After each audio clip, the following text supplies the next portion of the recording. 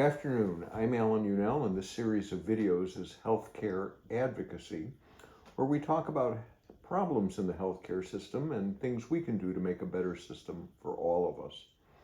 Today we're going to be talking about vaccinations, but before we do, down below in the YouTube description box, you'll find a link to the Healthcare Advocacy newsletter, which is the text for this video. In addition, all of the news stories and studies and analyses and even actions that I mention are in that link. You can also subscribe for free to the Healthcare Advocacy newsletter, and we'll be delivering stories like we do every day to your inbox as regularly as possible. It's mostly daily. So let's talk. Walking. Walking is good. Accruing about 10,000 steps a day used to be associated with the lowest mortality risk, independent of sedentary time. But any amount of steps above 2,200 a day shows mortality and cardiovascular risk benefit. This is brand new, according to the British Journal of Sports Medicine. That's about walking a mile. That sounds pretty good. Guess what? I'm going to go walk. So do that. Let's talk about a little more serious subject. Parents are delaying vaccinating children. We've discussed previously in the newsletter and in the videos, measles is spreading in the United States, and it is doing so because so many parents have refused to vaccinate their children. I also read just this week that mumps has now shown up in New Jersey as a result of international travel. When I was little, because I'm old, there was no vaccine for mumps. You got it, you suffered, and there could be lifelong consequences. Now you can protect your kids from this. Okay, anyway, the mumps virus, the case that showed up in New Jersey, was the result of international travel. However, if there are people out there that were exposed and unvaccinated, they're at risk. All of these things are preventable with safe and effective, readily available vaccines. But parents have heard disinformation. And I got to tell you, this isn't misinformation like a mistake. This was on purpose paid for disinformation. And so they take a crapshoot with their children's lives. This is a really big gamble. In Marin County in California, parents' requests to delay vaccinations have become so frequent that Dr. Nelson Branco said last month his practice is deciding to tighten vaccine requirements as cases of both measles and pertussis, that's whooping cough, have spread. Babies seen by doctors in the practice will need to have their first set of vaccines completed at 4 months. The primary series of vaccines against the most serious and common diseases, including measles, must be completed at 24 months. If parents choose to disagree, they get to leave the practice. That's a fair response. There ought to be consequences. Okay, Republicans are again fostering a don't vaccinate campaign. In the newsletter, there's a reference to Trump's criticism of vaccines. While it's worth noting that a new survey conducted by the Pew Research Center found that 82% of Americans support requiring public school students to be vaccinated for measles, mumps, and rubella, MMR. Most Americans' perceptions of the benefits of those three vaccines are pretty positive. About 88% say that the purported benefits outweigh potential risk.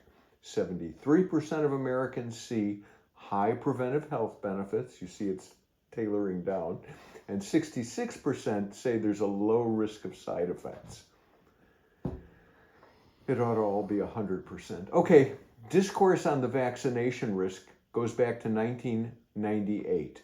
A now retracted and false study published in The Lancet linked increasing rates of autism to childhood vaccines. The author of the study, Andrew Wakefield, has been banned from practicing medicine in the UK because of all the damage he did with that false study.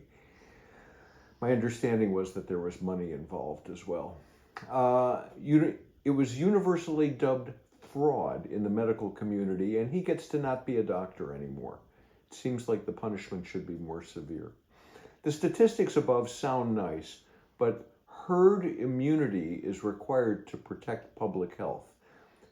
For measles, the herd immunity threshold is 95% vaccinated.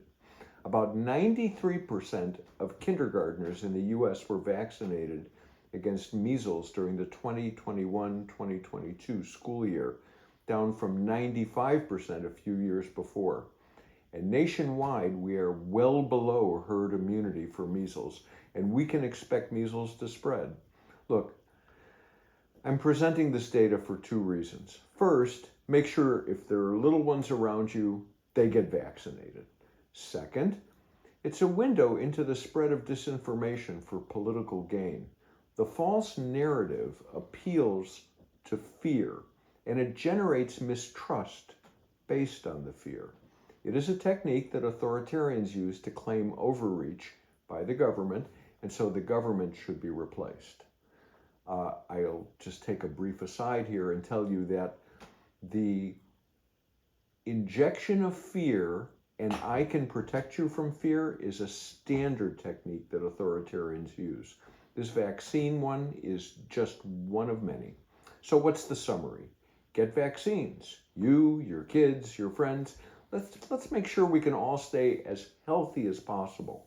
Remember, over 1 million Americans died in the COVID-19 pandemic, and over 400,000 of them were preventable, except that they listened to the disinformation. They let their fear guide them instead of thinking. It would be just so much better if healthcare were apolitical, just a system to heal and to cure. Look, remember, authoritarians want us to be scared so they can claim to remove the fear and fix whatever the problem du jour that they're screaming about is. The risk of authoritarians is far greater than their made-up disinformation. Women will be relegated to second-class citizenship in the entire U.S. We will lose any right to privacy. We run the risk of losing all rights, not specifically called out in the Constitution.